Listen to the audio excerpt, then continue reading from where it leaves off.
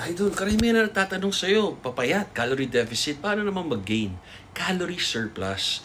Tapos make sure na kinukuha mo sa protein. Tapos carbs before workout and after. Tapos healthy fats.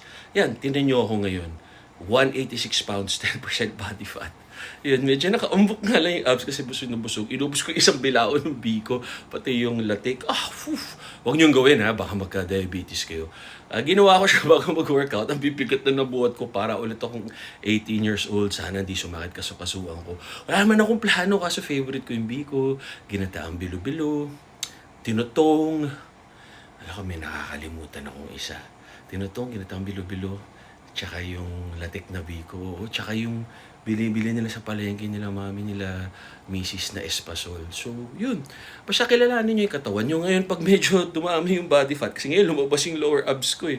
Nangyayari po yan, basta nakaka-calorie deficit tayo matagal.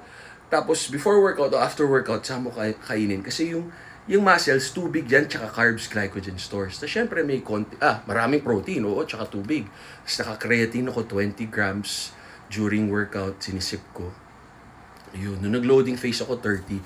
Kasi nakita ko, 20 grams is the new 5 grams ng creatine. So, NutraPure ang gamit kong creatine. Di pa kasi kami nakakalipat ng bahay. So, eto, NutraPure available sa Supplement Kingdom. Ito sa mga collagen. Para sa joints, hair, balbas, teeth. Yan. So, gano'n lang. Do what works for you. Tama kayo, mali ako. I'm not your doctor. Calorie maintenance, mag-maintain, mag-workout, mag-cardio, body recomp. Calorie surplus, yung tama lamang para hindi fat, diretso sa muscles. Kilalanin natin katawan natin. Calorie deficit, para pumayat. Make sure na nawawala ay body fat at hindi muscle. Sayang. God bless.